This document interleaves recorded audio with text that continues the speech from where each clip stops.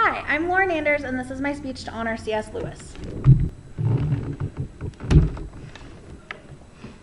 Yes.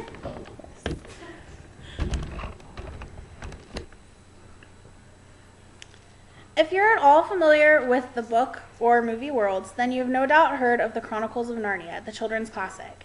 C.S. Lewis, arguably one of the most influential Christian writers of the last century, started out as an atheist. Famous for his many moral literary works for both kids and adults alike, his life also tells a story of strong character and faithful devotion. C.S. Lewis was a man who challenged beliefs. When he was a child, he saw religion as a chore. He became interested in northernness, which is a combination of Norse song and mythology, and also Greek and Roman mythology. According to Wikipedia, C.S. Lewis quoted Roman poet Lucretius as having the strongest argument for atheism. Lucretius said, had God designed the world, it would not be a world so frail and faulty as we see. Later in life, Lewis developed a friendship with J.R.R. Tolkien, the Lord of the Rings author.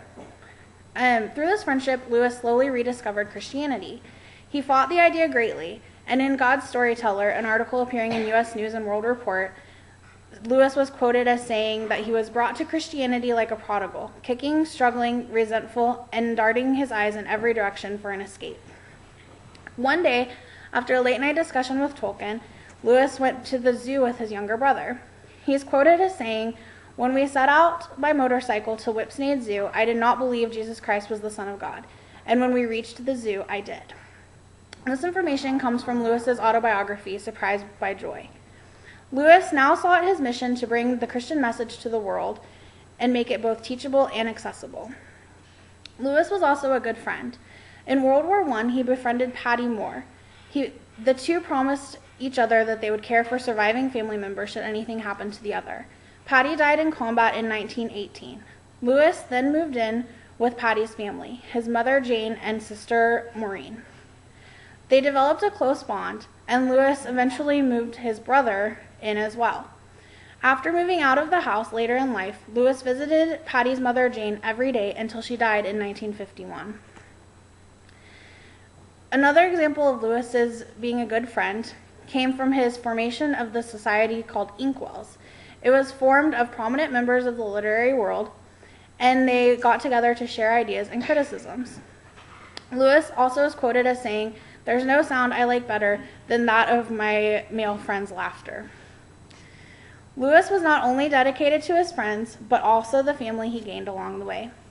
After moving out of Patty Moore's mother's house, Lewis met Joy Davidman Gresham. They met around the time of Jane Moore's death, and Joy had previously converted from Judaism to Christianity, in part because of Lewis's work. He considered her an intellectual equal and entered into a civil marriage so that she could stay in the United Kingdom instead of moving back to America. Into their civil marriage, Joy became ill and was diagnosed with bone cancer. As their relationship developed, Lewis requested a Christian marriage, and the ceremony was performed at Joy's hospital bedside. She recovered somewhat in 1960. The two took a trip to Greece, and it was the only time Lewis crossed the English Channel other than in the war. Unfortunately, later that year, Joy's illness returned, and she died at the end of 1960. Lewis himself passed away on November 22, 1963. His death was completely overshadowed because it was the same day of the assassination of John F. Kennedy, Jr.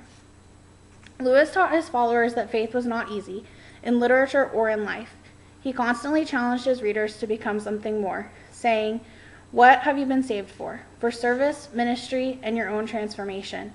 You have to become something other and greater." It is Lewis's challenge that led 4 children through the wardrobe and into the land of Narnia, and that which has inspired readers for almost a century.